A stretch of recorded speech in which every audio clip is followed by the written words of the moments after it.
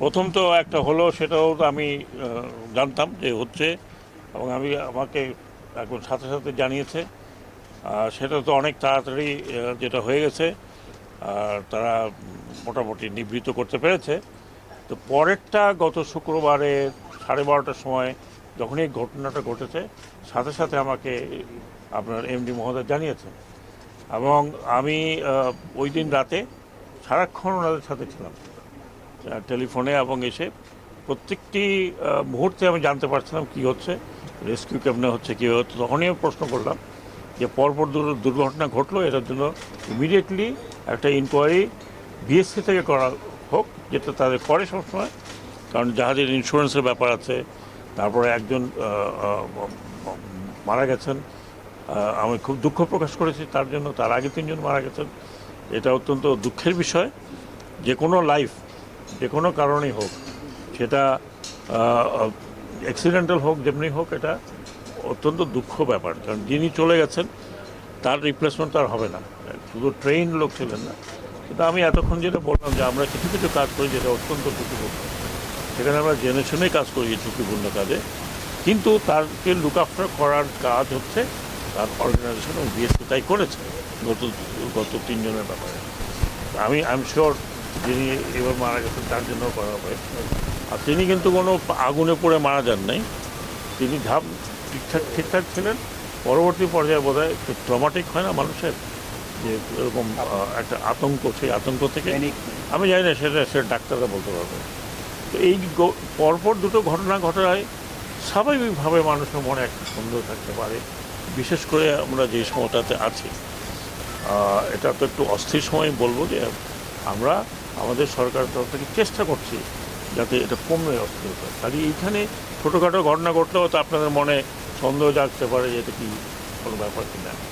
সেই সন্দেহ যাতে দূর হয়, বা প্রকৃত বিষয়টা যাতে আমরা তুলে ধরতে বেরিয়ে করে আনতে পারি, এইমাত্র আমি মন্ত্রণালয়ের সাথে আগে গতকালকে বলেছিলাম একটা কমিটি ফর্ম করার জন্য, ইনকোয়ারি কমিটি, এবং বেশ বড় ইনকোয়ারি কমিটি, যেখানে সব ধরনের এক্সপার্টরা থাকবে, সিকিউরিটি এক্সপার্ট থেকে শুরু করে আপনার অয়েল ট্যাঙ্কারে যারা কাজ করেছেন, বিএসসির একজন প্রতিনিধি, সব মিলিয়ে প্রায় 9জনের বা 10জনের একটা কমিটি তৈরি হয়েছে। আমি ইনশাল্লাহ ফিরে যাওয়ার পরে এটা যখন কার্যকর করে দেব, এখানে ওনারা আসবেন, এখান থেকে ইনকোয়ারি শুরু হবে। দরকার হলে তারা অন দ্য স্পট যাবেন, জাহাজগুলো দেখবেন বিষয়টা কী, কোনো এই ধরনের যেগুলো মানুষ সন্দেহ করছে সেই ধরনের কোনো কিছু আছে কি না। কাজে কী হয়েছে এটা আমি এই মুহূর্তে কোনো অনুমান ভিত্তিক কোনো কথা বলতে চাই না। ইনকোয়ারি হবে, এবং যত তাড়াতাড়ি সম্ভব ইনকোয়ারি হবে। ইনকোয়ারি শেষ হলে আমি আশা করব সেই ইনকোয়ারির রেজাল্টগুলো আপনারা জানতে পারবেন। তাহলে আপনাদের এই যে প্রশ্নটা আপনি করলেন, হয়তো সেই প্রশ্ন আমরা পাবো। এই মুহূর্তে আমি বলবো না আশঙ্কা আছে না আছে, সন্দেহ আছে ইত্যাদি কিছুই বলবো না, এই কারণে ইনকোয়ারি তাহলে ইনফ্লুয়েন্স হয়ে যাবে। আচ্ছা, এখানে একটা কথা বলে রাখি, মানে আমি তো এখানে যে বিষয়টা আমার এখানে আশা করেছিল আরও পরে বিএসসি, কিন্তু আমি বিএসসি আসলাম এই কারণে, ওই ঘটনা ঘটার কারণে নিজে এসেছি এই প্রথম এই জায়গায় ছিল। আপনি যে এটা বলেছেন সেটাও আমরা এইমাত্র আলোচনা করছি। এখানে বিএসসির যিনি এমডি আছেন, উনি তাৎক্ষণিক এই ডিসিশন অলরেডি নেওয়া হয়ে গেছে। তিনি অন্যান্য জাহাজ কন্ট্যাক্ট করেছেন যাতে আমরা লাইটারেজ হিসাবে এগুলোকে নিয়ে আসতে পারি, পরবর্তী পর্যায়ে আমরা যাতে ক্যারি করতে পারি। আরেকটি কথা যেটা বলে রাখি, এটা আমাকে এমডি মহোদয় এই ঘটনা ঘটার আগেই আমাকে বলেছিলেন যে এই জাহাজটি, যেটা বাংলার সৌরভ, এটা হবে এটা লাস্ট শেষ সার্ভিস, ওইটাই ছিল লাস্ট সার্ভিস। এখন আনফর্চুনেটলি লাস্ট সার্ভিসটা তো এরকম হয়ে গেছে। যেটা আমাদের ভয় ছিল, বলতো আমার ভয় ছিল, আমি তো জাহাজই না, তারপর আমার ভয় ছিল যে যদি এই তেল বাস্ট হয়, এবং তাহলে আমাদের এই চ্যানেল পুরাটা বন্ধ হয়ে যেত, এবং যেটা ইন্টারন্যাশনাল একটা বড় প্রশ্নের সম্মুখীন হতো। আমি আল্লাহর শুকর করছি, আমি ধন্যবাদ জানাচ্ছি navy, coast guard, port authority, যারা অতি তাড়াতাড়ি দ্রুত সময়ের মধ্যে গিয়ে তারা, আপনারা নিজেরা জানেন, আপনারা এখানে ছিলেন, অতি দ্রুত সময়ের মধ্যে তারা এইরকম নিভিয়েছে। এবং প্রত্যেকের সাথে আমার যোগাযোগ আছে। আমার নেভি নেভাল চিফ তিনি এখন দায়িত্বে আছেন, তিনি ভোর 5টার সময় আমরা রিং করে বলেছেন, সম্পূর্ণ সহযোগিতা তারা দিয়েছে। কোস্টগার্ডের আমি ফ্রান্সে কথা বলেছি, কিন্তু কোস্টগার্ডের এনাদের এনার সাথে আমার তো 10 মিনিট 15 মিনিট কথা হয়েছে। কমান্ডার নেভাল কমান্ডার এখানে যে আছেন, তাকে কমান্ডার চিটগং নেভি বেস বলা হয়, উনি, তারপরে পোর্ট চেয়ারম্যান এয়ার জামান, সারাক্ষণ আমি প্রায় 4:30 যখন আমাকে বলেছে যে সবাইকে রেস্কিউ করা গেছে, একজনকে নিয়ে যাচ্ছে হসপিটালে, ওই পর্যন্ত আমি একদম এনাদের সাথেই ছিলাম আগুন নেওয়ানোর পর্যন্ত। কাজে আমি পুঙ্খানুপুঙ্খভাবে জানি যে কে এটা কারা কোঅপারেট করেছে। যেটা আমি আমার কাছে স্বস্তি ছিল সেটা হলো হেলথি করেনি। দ্বিতীয় জিনিসটা হলো যে এত তাড়াতাড়ি অ্যাকশনগুলো হয়েছে, অত্যন্ত প্রফেশনাল আমি বলবো ওয়েতে অ্যাকশন হয়েছে। আমি আই ফিল প্রাউড অফ, আমি আপনারা গর্ব করতে পারেন যে এত বড় একটা অ্যাক্সিডেন্ট অনেক কিছু হতে করতে পারত। সেই জায়গার থেকে এই এই পুরো বিএসসি যারা আছেন, আমি এদের সাথে কথা বললাম যে অল প্রফেশনাল পিপল, এবং ওনারা বলেছেন আমাকে যে ওনারা এক হয়ে কাজ করবেন এবং এই সংস্থাটাকে যত তাড়াতাড়ি উন্নতি করা যায়। আমরা প্ল্যান দেখলাম, আমিও কথা বললাম যে আমার প্ল্যান, ওনাদের প্ল্যান এবং আমার ইচ্ছা যে যারাই আমার কাছে আসবে বিদেশি তাদেরকে বলবো যে আমাদের জাহাজ শিল্পে বিনিয়োগ করো। কিছুদিন আগেও আপনারা শুনেছেন যে আমাদের বাঙালি এন্টারপ্রেনিয়র যারা বিদেশে আছেন তারা আসছেন, তাদেরকে আমি 2টা সেক্টরই বলেছি, জাহাজ এবং পাট। তারা নিজেরাই বলেছে যে হ্যাঁ 2টা জায়গায় আমরা বিনিয়োগ করতে ইচ্ছা রাখি।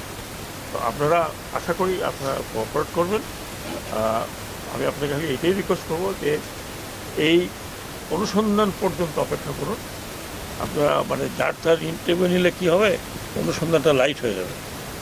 কাজে আপনারা অনুসন্ধান পর্যন্ত অপেক্ষা করুন। আপনারা এগুলো আপনাদের প্রচার করার জন্য নয়, আপনারা আমাকে সবাই চেনেন। ইনশাল্লাহ আমি যা বলেছি আমি তাই বলি, যা মনে। হেড ভাই আমাদের একজন এডিশনাল সেক্রেটারি, মন্ত্রণালয়ের একজন এডিশনাল সেক্রেটারি। জি, এনাদের সাথে না, ওনারা তো আলাদা করছেন, মন্ত্রণালয় করছে এই কারণে দেখার জন্য যে এই ঘটনা দুটো কেন ঘটেছে।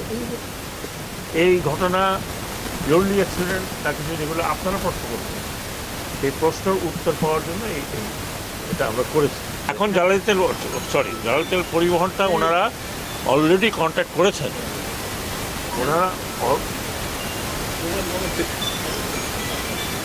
ওনারা অলরেডি জাহাজ কন্ট্যাক্ট করেছেন, তারা নিয়ে আসতেছেন, ওনাদের পরিচালনাতে এটা পরিবহন হবে। আমার বিপিসি চেয়ারম্যান সাহেব পিছনে আছেন, উনিও জানেন, এবং কালকের থেকে আশা করি এটা অপারেশন শুরু হয়ে যাবে।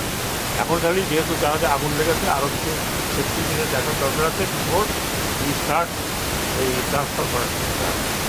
আজকের দিনটা একটু আরও কিছু দেখে তারপরে কালকের থেকে ইনশাল্লাহ এটা হবে। আর ওনাদেরকে আমরা রিকোয়েস্ট করেছি যে কিছু কিছু জায়গায় আপনাদেরও কিছু সেফটি মেজারটা একটু বাড়ান, যেখানে আপনাদের টার্মিনালটা আছে, যেখান থেকে আমরা তেলটাকে পাইপের মধ্যে হয়ে যাবে। ওনারা বলেছেন যে যদিও সেখানে অনেকগুলো প্রোগ্রাম আছে, G2G, একটা টিম কিন্তু আমরা অলরেডি কাজ করছে নেগোসিয়েশন মানে যেই প্রাইস বলেছে সেই প্রাইস থেকে আমরা ওই প্রাইসে রাজি হচ্ছি না, আমরা প্রাইস কমানোর চেষ্টা করতেছি যতটুকু সম্ভব। এখন কে টাকা নিয়ে গেল কে গেল না এটা এখন বাইর করা মুশকিল। আপনি যদি কাউকে টাকা দিয়ে থাকেন ওটা কীভাবে বাইর করবো? এখন তো কয় বছর হয়ে গেছে, তখন বলে যে ডলার ফ্ল্যাকচুয়েট করছে, ডলার ছিল 90 টাকা না 95 টাকা, এটা হয়েছে। এখন এইটার তো ইনকোয়ারি হবে, কিন্তু প্রজেক্ট বন্ধ থাকলে জাহাজ তো আমি পাবো না।